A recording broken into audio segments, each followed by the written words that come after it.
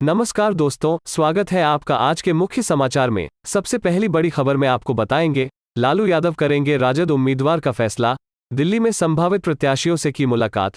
इसी के साथ दूसरी बड़ी खबर में जिक्र होगा कि प्रियंका की मैराथन बैठकों के बाद तैयार होगा एक्शन प्लान, नवरात्र में 100 उम्मीदवारों का हो सकता है ऐलान। तीसरी बड़ी खबर में आपको बताएंगे कि जनता को धोखे के अलावा कुछ नहीं दिया, सबसे झूठी पार्टी है बीजेपी, अखिलेश यादव ने कहा।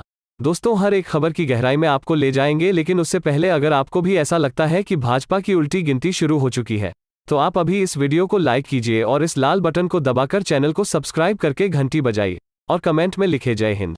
लालू यादव करेंगे राजद उम्मीदवार का फैसला, दिल्ली में संभावित प्रत्याशियों से की मुलाकात। जी हां दोस्तों, बिहार में होने जा रहे विधानसभा उपचुनावों पर राजद के प्रत्याशियों के नाम हर हाल में रविवार तक सामने आ जाएंगे। राज्यसभा सांसद मीसा भारती के नई दिल्ली स्थित आवास पर लालू प्रसाद शुक्रवार की देर शाम तक संभावित प्रत्याशियों या उनके पैरवीकारों से मुलाकात की है। जानकारों के मुताबिक इस दौरान नेता प्रतिपक्ष तेजस्वी यादव भी मौजूद हैं। तेजस्वी यादव शनिवार को दिल्ली से पटना शनिवार को आ जाएंगे। उम्मीद जताई जा रही है कि वो विशेषकर तारापुर विधानसभा सीट के लिए तय प्रत्याशी का नाम लेकर आएंगे।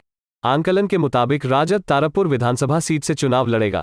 कुशेश्वरस्थान विधानसभा सीट वो कांग्रेस के लिए छोड़ सकती है। हालांकि इस संबंध में औपचारिक निर्णय अभी पार्टी के राष्ट्रीय अध्यक्ष लालू प्रसाद को लेना है। चलते हैं अगली खबर की तरफ। प्रियंका की मैराथन बैठकों के बाद तैयार होगा एक्शन प्लान, नवरात्र में 100 उम्मीदवारों का हो सकता है ऐलान। जी हां दोस्तों, उत्तर प्रदेश में चुनाव से पहले एक तरफ जहां कांग्रेस को पुराने साथी झटका दे रहे हैं, वहीं दूसरी ओर इन सब चीजों से बेपरवाह कांग्रेस की राष्ट्रीय महासचिव प्रियंका गांधी अपनी चुनावी तैयारियों को अमली जामा पहनाने में जुटी हुई हैं। पिछले 4 दिनों से बैठकों में हुए मंथन के बाद प्रियंका ने अपने कार्यकर्ताओं और पदाधिकारियों को एक तरफ जहां चुनाव की तैयारियों में जुटने का आह्वान किया है, वहीं दूसरी ओर अपने पदाधिकारियों को यह भी हिदायत दी है कि वो बीजेपी के सारे प्रोपेगेंडा का बिना डरे आक्रामक अंदाज में जवाब दें। सूत्रों के अनुसार शुरुआती दौर की बैठकों के बाद, जिसका उद्देश्य आने वाले दिनों के लिए एक कार्य योजना तैयार करना था, यह निर्णय लिया गया कि पार्टी अक्टूबर के दूसरे सप्ताह तक उम्मीदवारों की अपनी पहली सूची जारी करेगी। उन्होंने कहा कि उसने बार बार उन्हें अपने जवाबी हमलों में आक्रामक होने का निर्देश दिया। कांग्रेस के पदाधिकारियों की माने तो आने वाले समय में नवरात्र के दौरान 100 उम्मीदवारों की पहली सूची जारी होने की संभावना है।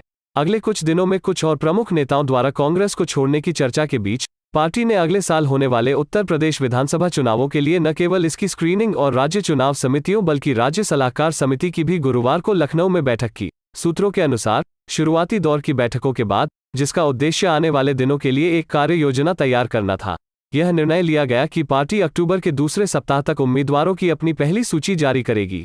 चलते हैं अगली खबर की तरफ। जनता को धोखे के अलावा कुछ नहीं दिया, सबसे झूठी पार्टी है बीजेपी, अखिलेश यादव ने कहा।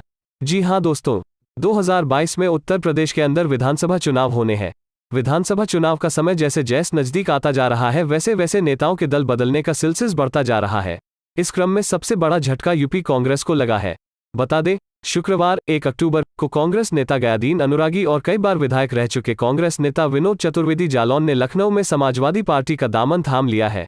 अखिलेश यादव की उपस्थिति में विभिन्न दलों एवं संगठनों के नेताओं ने सपा का दामन थामा। नेताओं का स्वागत करने के उपरांत पूर्व सीएम अखिलेश यादव ने मीडिया को संबोधित किया है। इस दौरान सपा अध्यक्ष एवं यूपी के पूर्व सीएम अखिलेश यादव ने कहा कि भाजपा ने जनता को धोखा के अलावा कुछ नहीं दिया है। आने वाले समय में सब साथी मिलकर सपा सरकार बनाएंगे। हम भरोसा दिलाते हैं कि बाबा साहब भीमराव अंबेडकर के बनाए संविधान और डॉक्टर राम मनोहर लोहिया के रास्ते पर चलकर समाज और देश को खुशहाली के रास्ते पर ले जाने का काम करेंगे। यादव ने कहा कि भाजपा सरकार में महंगाई, भ्रष्टाचार बहुत बढ़ गया है, अन्याय अत्याचार हो रहा है। भाजपा जिस रास्ते पर चल रही है उसमें न किसान का भला है, न नौजवान और व्यापारियों का। उन्होंने कहा कि भाजपा सरकार में ना तो महंगाई कम होगी और न रोजगार मिलेगा। भाजपा सबसे झूठी पार्टी है, देश में इससे ज्यादा झूठ कोई नहीं बोल सकता है। कहा कि समाजवादी पार्टी ही भाजपा को सत्ता से हटाएगी। चुनाव में जनता भाजपा का सफाया कर देगी। किसान, गरीब, नौजवान, पिछड़े, दलित भाजपा सरकार हटाने को तैयार है। उन्होंने कहा कि भाजपा ने यूपी को बर्बाद कर दिया है। किसानों, गरीबों को अपमानित किया जा रहा है। भाजपा सरकार में जिस पुलिस पर लोगों की सुरक्षा का दायित्व है, वही अन्याय, अत्याचार, वसूली और हत्या कर रही है। अखिलेश यादव ने कहा कि भाजपा लोगों के एक एक अधिकार छीनने का काम कर रही है। यह देश बचाने का चुनाव है, संविधान बचाने की लड़ाई है। आज देश में सबको पता है महंगाई बहुत बढ़ गई है, लेकिन भाजपा कहती है महंगाई नहीं है। भाजपा को पता ही नहीं है कि डीजल, पेट्रोल, गैस सिलेंडर के दाम बढ़ गए हैं, खाद, डीएपी महंगा है, बिजली बिल बढ़कर आ रहे हैं, किसानों को फसल की कीमत नहीं मिल रही है।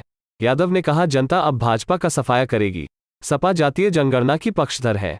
चलते हैं अगली खबर की तरफ। धान की खरीद टालने का निर्णय किसानों से भद्दा मजाक, सुरजेवाला। जी हां दोस्तों, कांग्रेस के राष्ट्रीय महासचिव व पूर्व मंत्री रणदीप सिंह सुरजेवाला ने हरियाणा में धान की खरीद टालने के फैसले का विरोध किया है। शुक्रवार से राज्य की मंडियों में खरीद शुरू होनी थी, लेकिन बारिश को आधार बनाते हुए केंद्रीय खाद्य भंडारण निगम ने खरीद 11 अक्टूबर तक टालने के आदेश दिए हैं। शुक्रवार को वीडियो कॉन्फ्रेंसिंग के जरिए चंडीगढ़ में मीडिया से रूबरू हुए सुरजेवाला ने इस फैसले को एमएसपी खत्म करने का षड्यंत्र करार दिया। उन्होंने मांग की कि राज्य सरकार तुरंत प्रभाव से मंडियों में एमएसपी पर धान व बाजरा की खरीद शुरू करे। धान, बाजरा व अन्य खरीफ फसलों के खरीद मापदंड जारी किए जाएं। उन्होंने कहा कि बेमौसमी बारिश तथा खरीद में देरी को देखते हुए धान और बाजरा खरीद में नमी की मात्रा में छूट दी जानी चाहिए। रणदीप ने कहा कि बेमौसमी बारिश की वजह से प्रदेश भर में किसानों की फसलें बर्बाद हुई हैं। गठबंधन सरकार 15 दिनों के भीतर किसानों को पूरा मुआवजा दे। उन्होंने कहा कि झज्जर, रोहतक सहित कई जिलों में हजारों एकड़ फसल पानी में डूबी है। सरकार ने पानी निकासी का कोई प्रबंध नहीं किया। मुख्यमंत्री मनोहर लाल खट्टर व डिप्टी सीएम दुष्यंत सिंह चौटाला पर कटाक्ष करते हुए सीएम ने कहा कि अगर वे किसानों की मांगों को मान नहीं सकते तो गद्दी छोड़ दें। एक सवाल पर रणदीप ने कहा, सरकार ने पहले 25 सितंबर से धान खरीद का निर्णय लिया। किसान मंडियों में फसल लेकर पहुंच गए तो 1 अक्टूबर से खरीद का फरमान जारी कर दिया। चलते हैं अगली खबर की तरफ। हरियाणा में सीएम खट्टर आवास की ओर कूच कर रहे किसान पुलिस से भिड़े, पानी की बौछार से रोकने का प्रयास। जी हां दोस्तों, हरियाणा में किसानों ने शनिवार को मुख्यमंत्री मनोहर लाल खट्टर और अन्य बीजेपी विधायकों का अलग अलग इलाके में घेराव किया। किसानों को रोकने के लिए भारी संख्या में पुलिस बल तैनात किया गया था। कृषि कानूनों के खिलाफ आंदोलन कर रहे किसान कई जगहों पर बैरिकेडिंग तोड़कर आगे बढ़ते नजर आए तो पुलिस ने वाटर कैनन यानी पानी की बौछारों के जरिए किसानों को रोकने की कोशिश की। अंबाला में भी बीजेपी विधायक के घर प्रदर्शन किया। किसान हरियाणा में कई जिला मुख्यालयों पर भी पहुंचे। किसानों ने सीएम खट्टर के आवास पर आगे बढ़ने का प्रयास किया तो पुलिस और उनके बीच धक्का मुक्की भी हुई। किसान कृषि कानूनों की वापसी को लेकर तो लंबे समय से आंदोलित हैं ही, साथ ही धान की खरीद में देरी से भी उनमें नाराजगी है। दरअसल केंद्र सरकार ने धान की खरीद को 10 दिनों के लिए टाल दिया है। धान की खरीद 11 अक्टूबर से करने का फैसला किया है। कहा जा रहा है कि बारिश के कारण धान में नमी आ गई होगी, लिहाजा धान थोड़ा सूखने के लिए धान खरीद की तारीख बढ़ाई गई है। हजारों की संख्या में किसान नारेबाजी करते हुए और हाथों में झंडे लेकर सीएम खट्टर के आवास के बाहर इकट्ठा हुए थे। वो रात भर भी वहां डटे रहने का ऐलान करते दिखे। कई किसान बैरिकेडिंग के ऊपर चढ़कर भी अपनी नाराजगी प्रकट करते दिखे। घटनास्थल पर मौजूद भारी पुलिस बल ने किसानों को आगे बढ़ने से रोकने के लिए वाटर कैनन का इस्तेमाल किया। पुलिसकर्मी आंसू गैस के गोलों से भी लैस थे। पानी की बौछारों का इस्तेमाल के बाद तमाम किसान वाहनों के जरिए वहां से हटने का प्रयास करते देखे गए। प्रदर्शनकारी किसान बीजेपी और जन नायक जनता पार्टी के गठबंधन के विधायकों के घरों के आगे भी इकट्ठा हुए और नारेबाजी की।